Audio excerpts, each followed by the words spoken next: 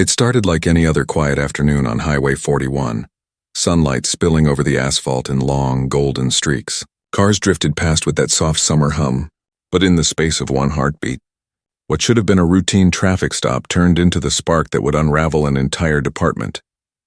A silver Corolla moved steadily in the middle lane, speed limit 70, cruise control set at 68.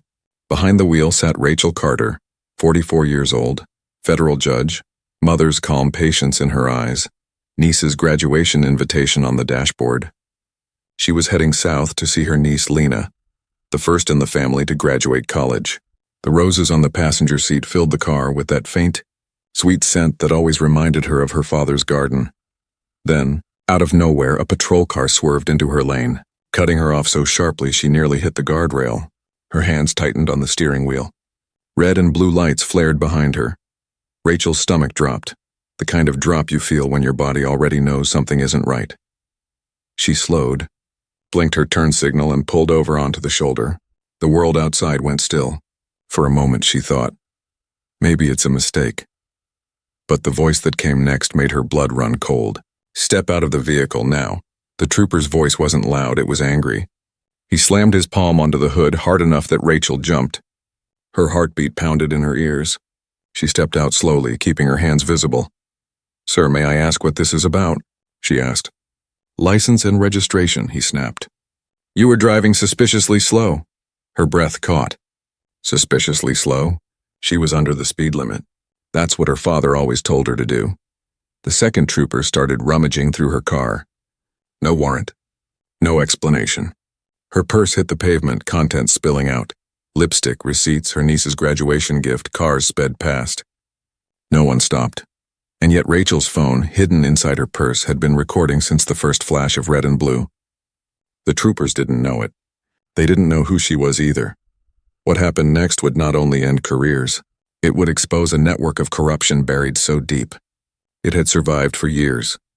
A past that never left 4 hours earlier that same morning, Rachel had closed a case file on her desk. State v. Franklin County Police Department. Unlawful arrest and excessive force, her ruling, in favor of the victim. She'd ordered retraining and internal review. Another day, another battle against the system she'd spent 2 decades trying to fix. She'd sighed, locked her chambers, and smiled at the thought of Lena's graduation. Her niece had earned a full scholarship to Howard University. Top of her class. Rachel had promised she'd be there. Her father used to say, "Drive 2 under the limit. That way they have 1 less reason." He said it after a long night in 1992, when 3 officers kept them by the roadside for 2 hours. Rachel was 14 then. She still remembered her father's hands gripping the steering wheel, knuckles pale, his voice steady. "Stay calm, baby. Just breathe. No ticket. No apology. Just humiliation." He never talked about it again. But she never forgot. She learned the rule: survive first, fight later, and she'd built her entire life around that rule. That's why she set her cruise control at 68 that afternoon. That's why she drove with her license on the dashboard and her phone within reach, because she knew how fast a simple stop could turn into something else. But the man following her that day, he wasn't just any trooper. He was Officer Grant Lawson, known inside the department for his quota performance.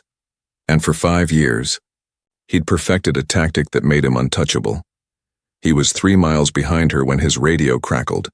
Not the normal police dispatch. Different channel. Lower frequency. Code 1052. Asset interdiction priority. Grant smirked, turning his mic on. Unit 24 responding.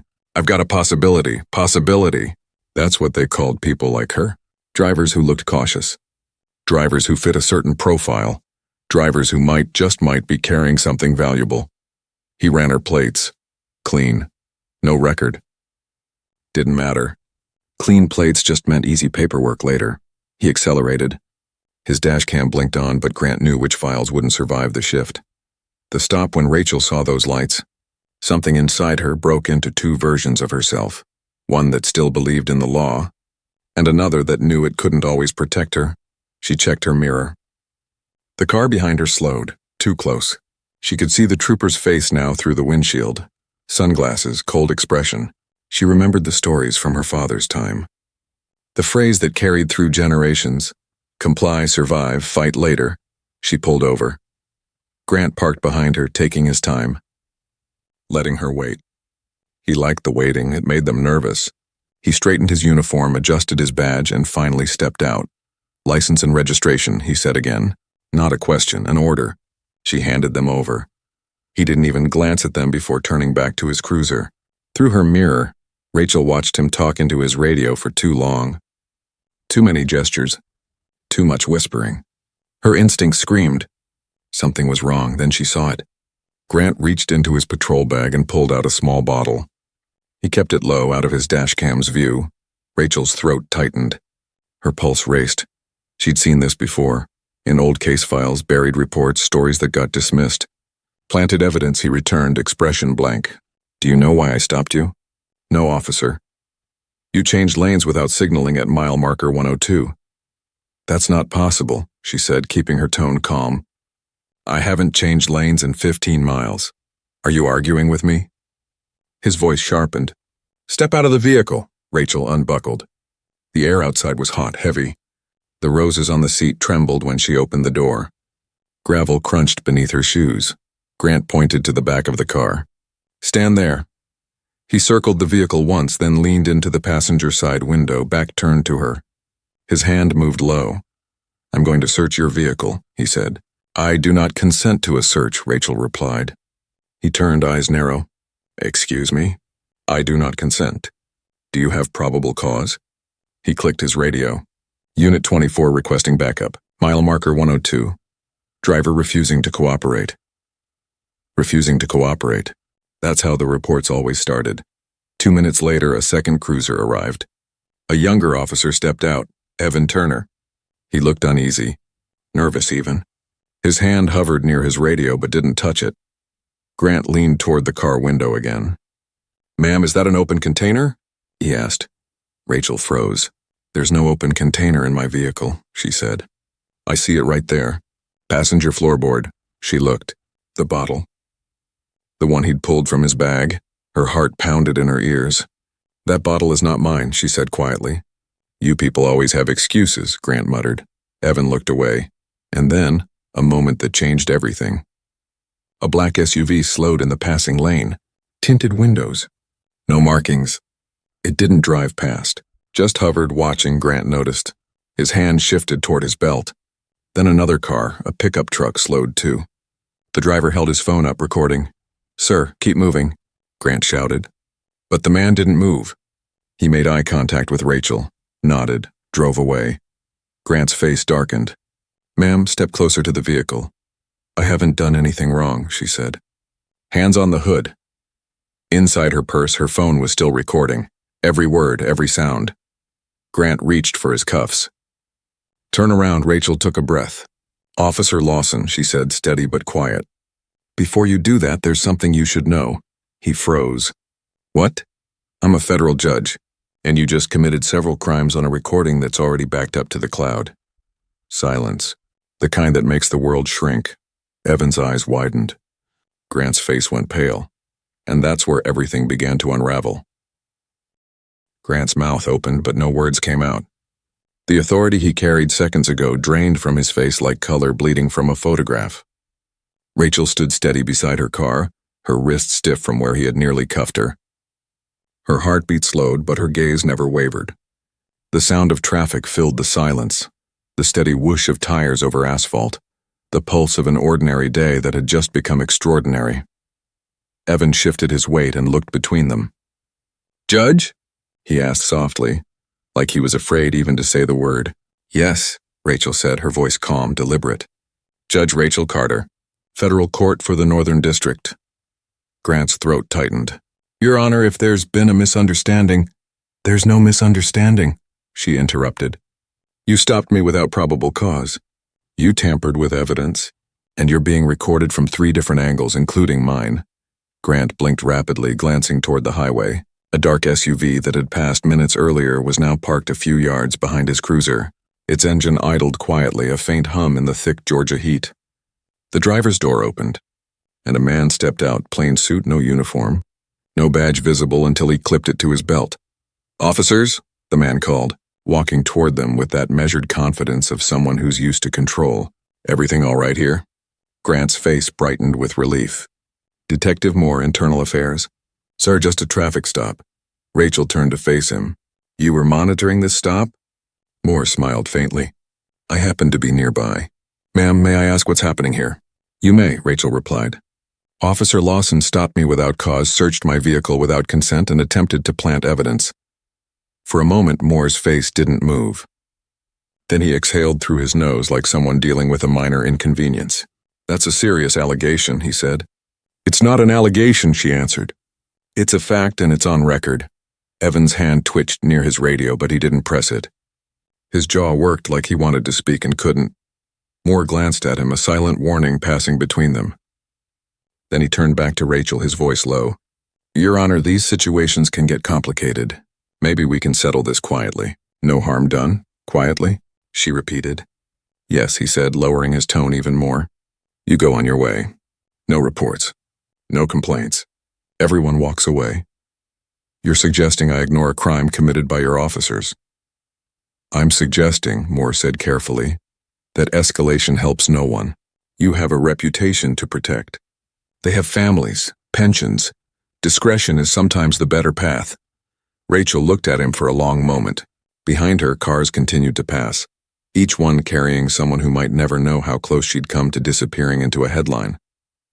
"Detective," she said finally, "do you understand what it means when someone like me is told to be quiet?" Moore's face flickered just a split second, but she saw it. Calculation. He took a half step closer. "Your Honor, I'm trying to help you." "No," she said. "You're trying to help them?" The tension thickened until the air itself felt solid. Then a minivan slowed in the outer lane. A woman leaned out her window, phone raised, recording. Moore noticed. His jaw tightened.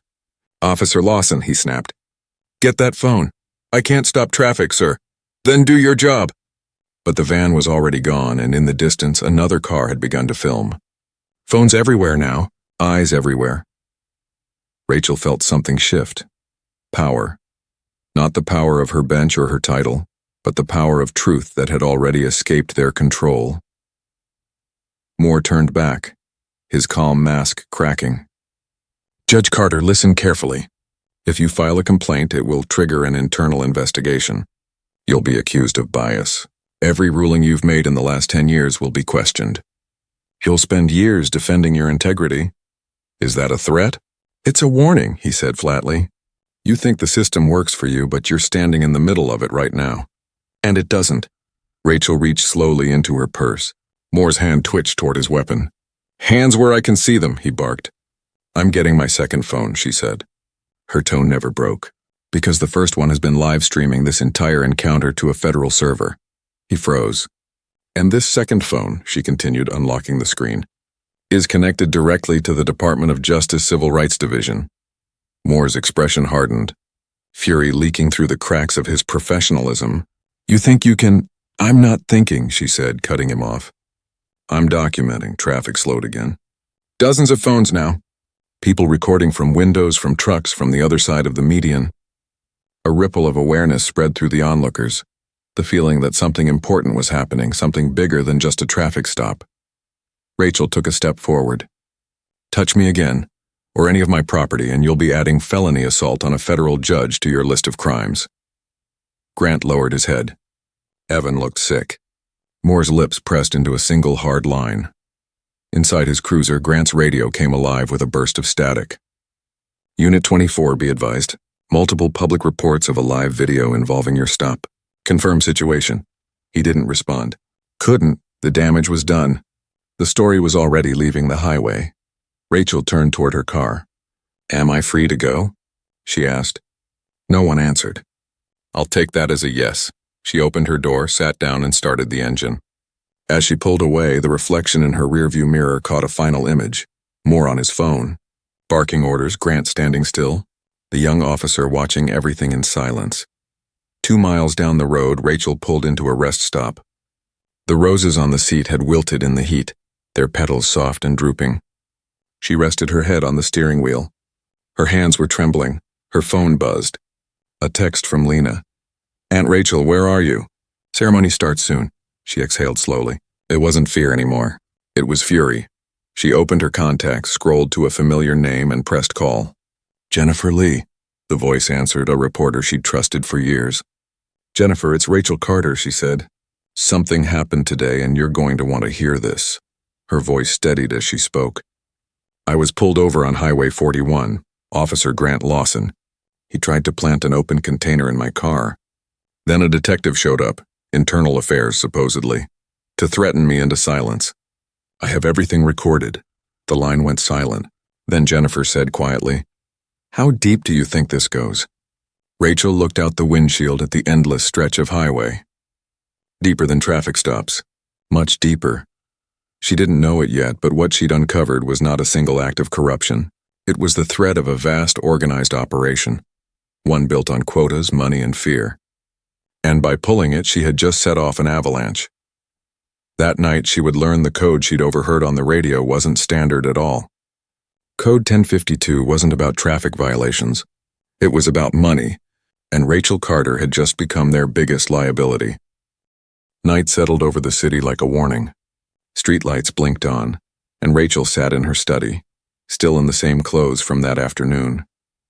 The roses she'd meant for Lena lay wilted beside her laptop. The glow of the screen illuminated her face as she replayed the footage. Each word, each command, every threat caught in perfect clarity. The audio from the trooper's radio kept echoing in her mind. That code, 1052, it wasn't a state patrol code. She knew them all. She'd prosecuted hundreds of cases involving highway arrests, yet this one didn't exist. Her phone vibrated. Jennifer's name flashed again. I've been digging, the reporter said. That code doesn't show up anywhere. But I found something close. Internal memo references something called asset interdiction. It ties to highway seizures. Rachel's stomach turned. Civil forfeiture? Exactly. But not official. It's like a side system. It only appears in documents from one district, Post 7. That's Lawson's station. Rachel's eyes narrowed. Send me everything you've got. Jennifer hesitated. Are you sure you want to get involved this deep? I already am, Rachel said quietly. They made sure of that. She hung up and scrolled through her recording again. There, faint in the background just before the second cruiser arrived, another voice on Lawson's radio. Asset confirmed. Green light on interdiction. It wasn't dispatch. It wasn't coded police language. It sounded like authorization. She replayed it again and again until the meaning sank in. They weren't looking for criminals. They were hunting assets, people with money, nice cars, anything worth seizing.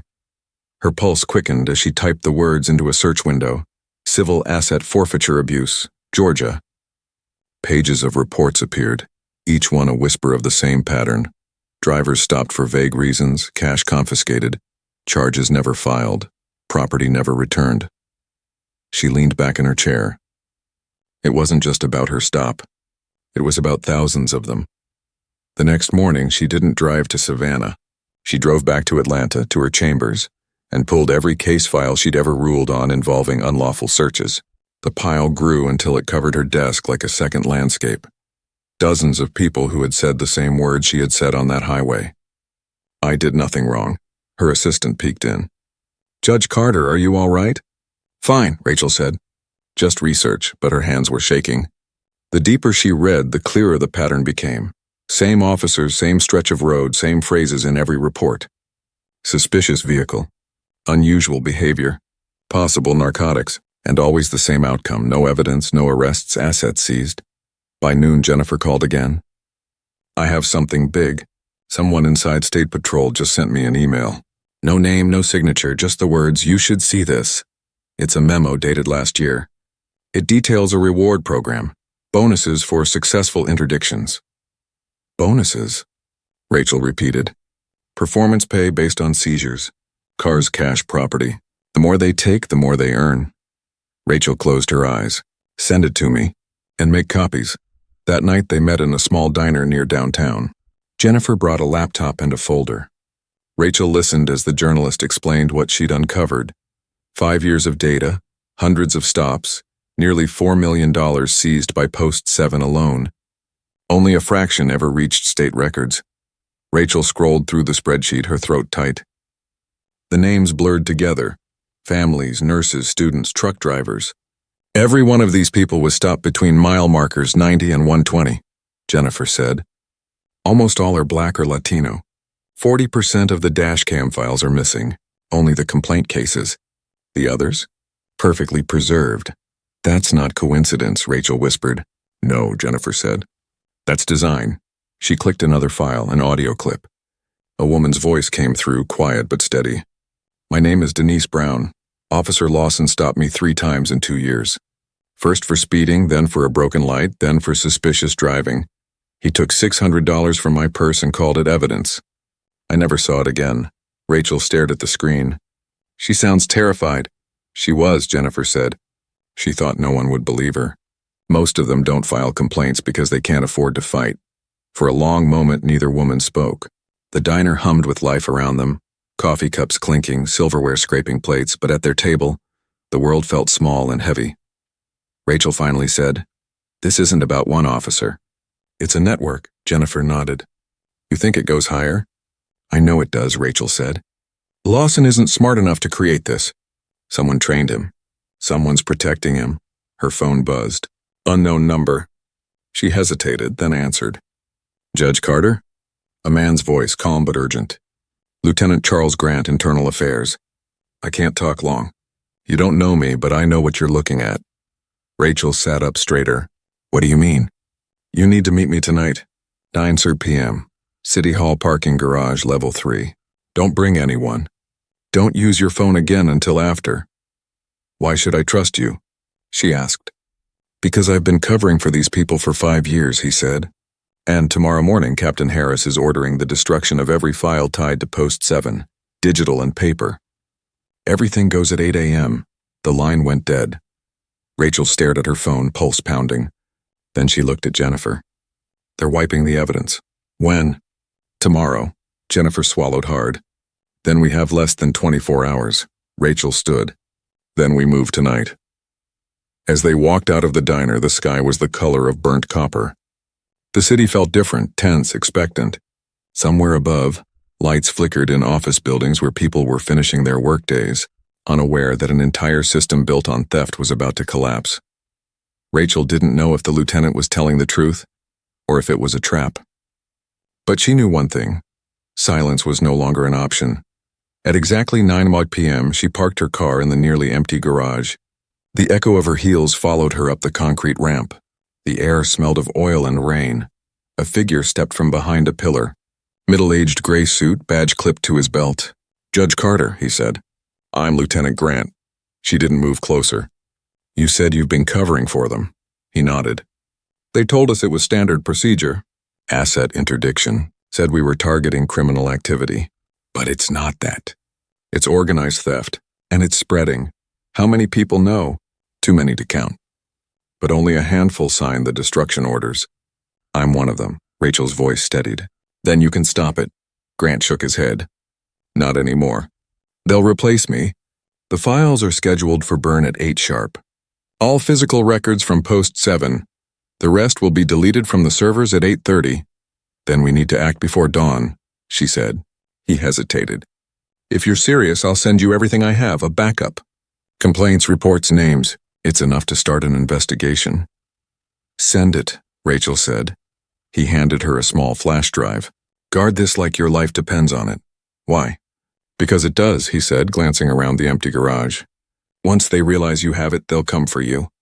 And they won't stop at you." Her phone buzzed in her pocket, a message from her sister. "Lena's home safe." "Don't worry," Rachel's stomach twisted. She thought of Lena's smile, her laughter, the graduation she'd missed. Grant lowered his voice. "Judge, they're not afraid of the law. They are the law." She gripped the flash drive in her fist. Then it's time they learned what real justice feels like. As she walked back to her car, she didn't notice the black sedan idling 1 level below. Inside, 2 men sat in silence. One of them lifted a phone, pressed a button, and whispered, "She's got it." Rachel had just crossed a line that couldn't be uncrossed. And by morning, the people she was about to expose would make sure she knew it. Rain fell just before dawn, thin and steady, tapping against the courthouse windows like a metronome. Rachel hadn't slept.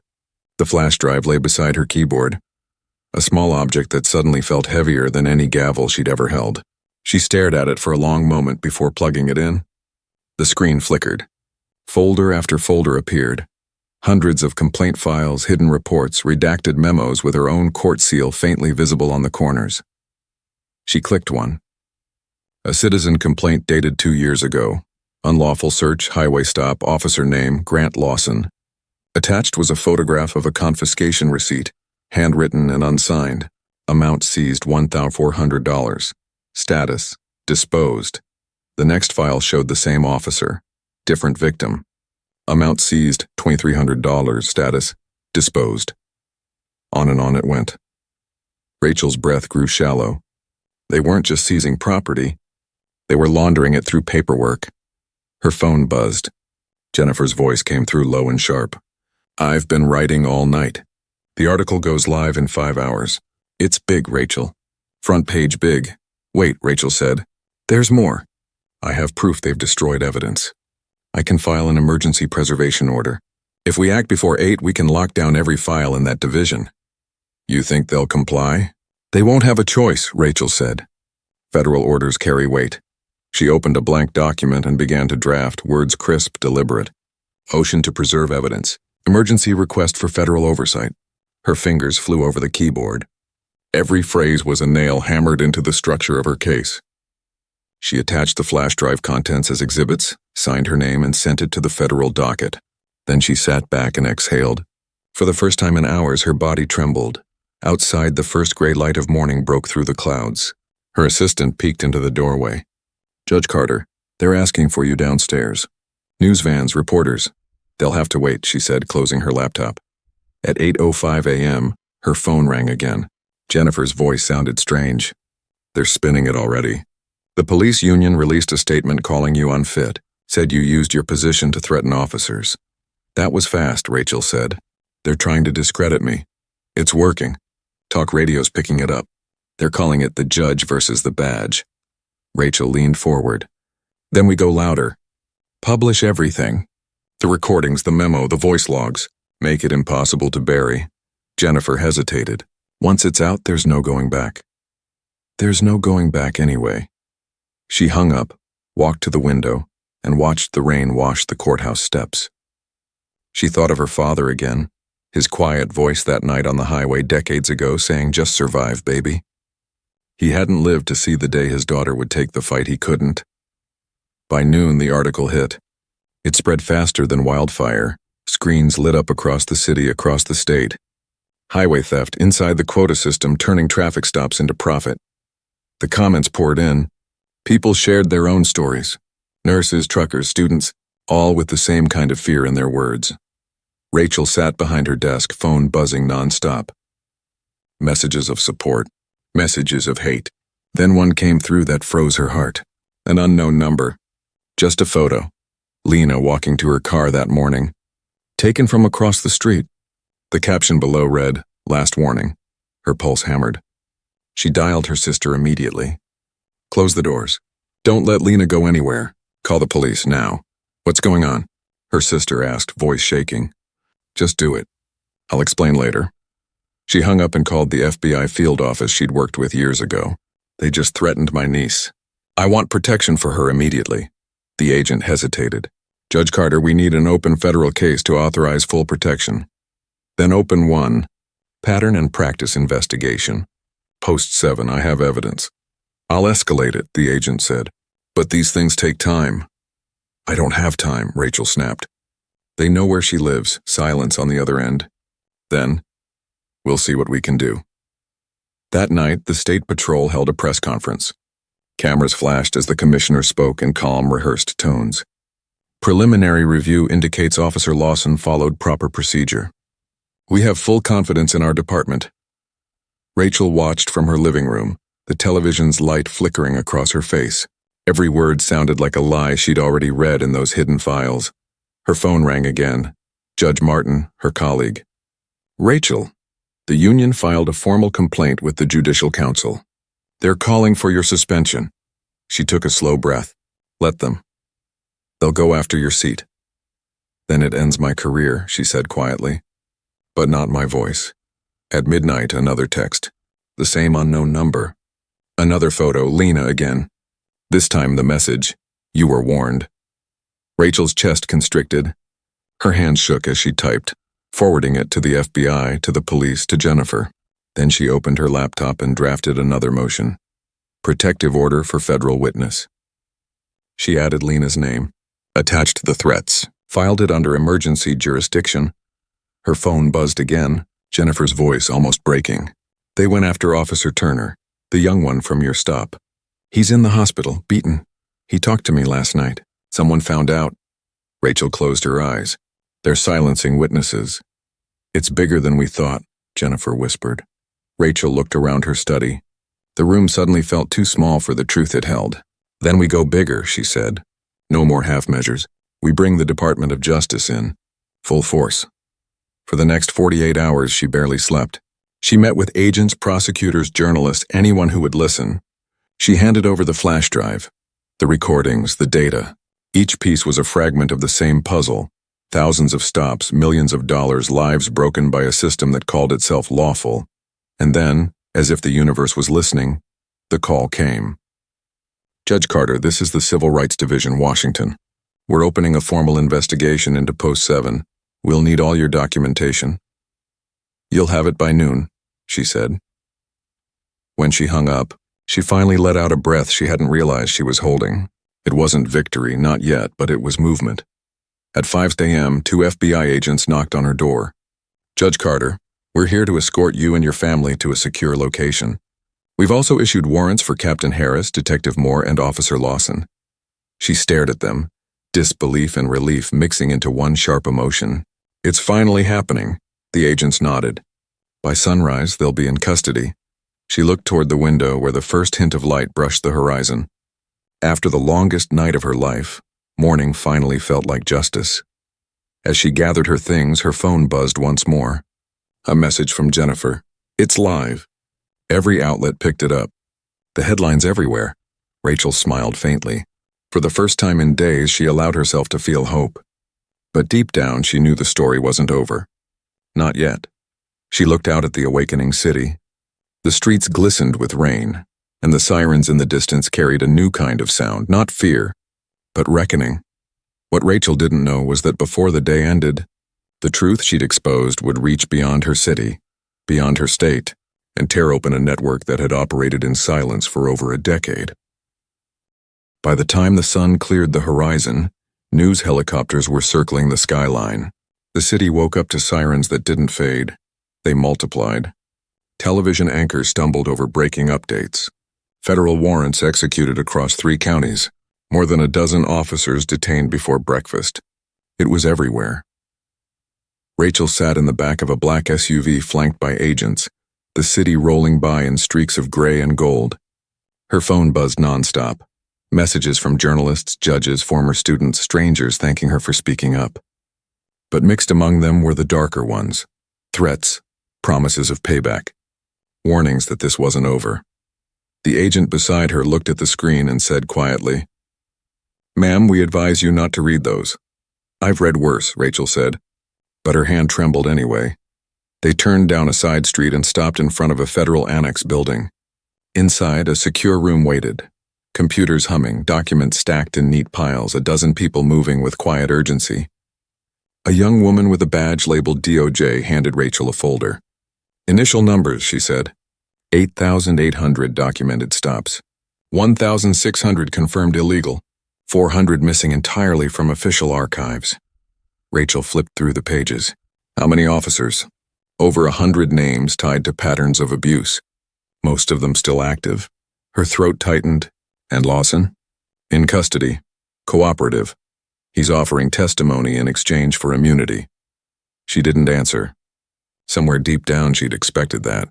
People like Lawson always folded first. The agent continued. He's already identifying who trained him, who signed the quotas. Captain Harris, Detective Moore, and... She hesitated, glancing at the last page. Former federal judge Richard Conway. Rachel froze. Conway? Yes, ma'am. The man who recommended you to the bench. Her pulse slowed to a crawl. Conway. Mentor, friend, the man who'd written her first letter of endorsement. The idea hit like a fist. His words at her swearing-in ceremony echoed now with sick irony. Justice is only strong when it's fearless. She stared at the photo stapled to the report. His neat white hair, the practiced half-smile. She remembered how proud she'd been to stand beside him. "Get me the recordings," she said quietly. Minutes later, a file opened on the monitor. Conway's voice filled the room, older, colder. "These people, you know who I'm talking about. They drive with cash. No lawyers. No influence. Easy targets. Make the stop look legal on paper. I'll protect you from the bench." Her stomach turned. He'd used the system he helped build to shield crime. Rachel pressed a hand to her temple, whispering, "How long?" The agent replied, "Our data goes back 12 years. 12 years. Entire communities profiled, robbed, silenced. And all of it justified by policy, paperwork, and fear." By noon, the federal hearing schedule landed in her inbox. The next morning, she would testify publicly before the Oversight Committee. She'd already written a statement, but she knew she'd have to start again. The truth was larger than she'd understood. Her phone buzzed again.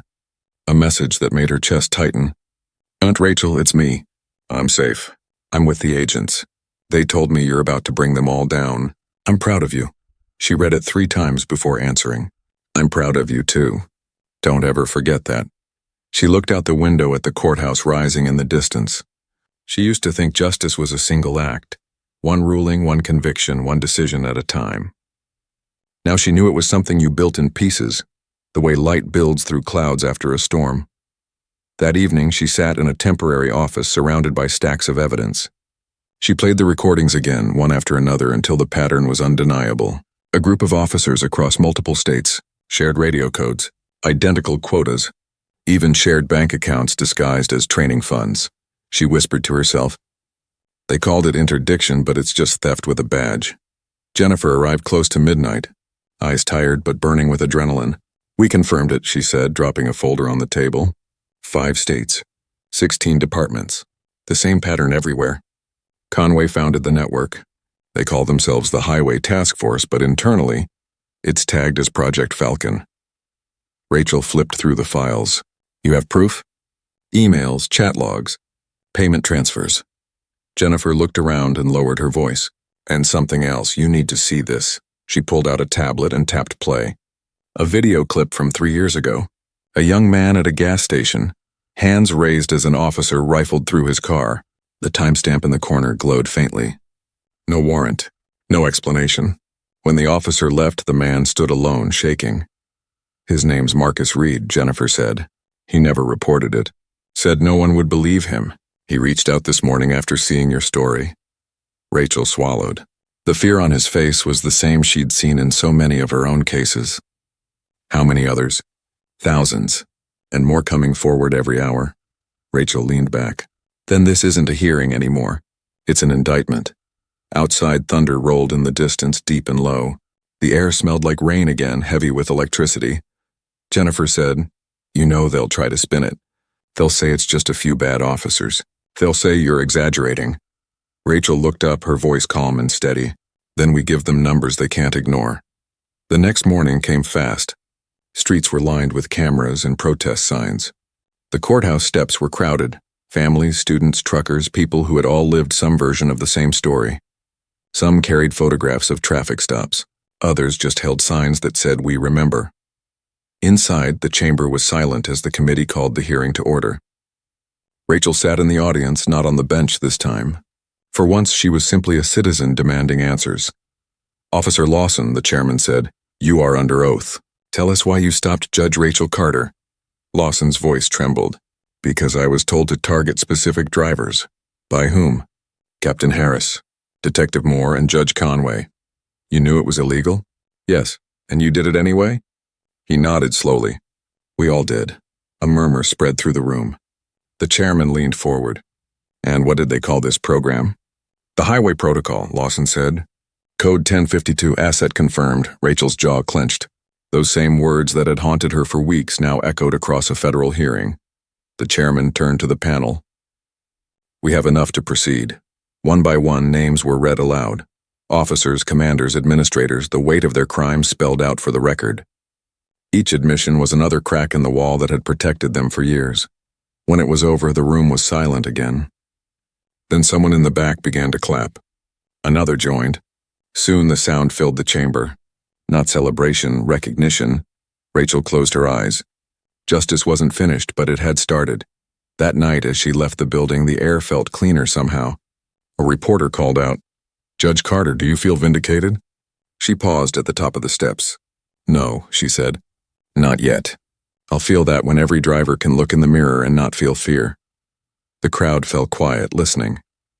"Today," she said, "the law began to answer to the people again. That's what matters." She walked down the steps into the waiting crowd, people parting to let her through. Somewhere among them she thought she saw Lena's face. Maybe it was hope playing tricks, or maybe it was real. Either way, it was enough to keep her moving. But even as she stepped into the night, she knew there were others still hiding in the shadows, the ones who hadn't been named yet, the ones who'd built their careers on silence, and Rachel Carter was far from done with them.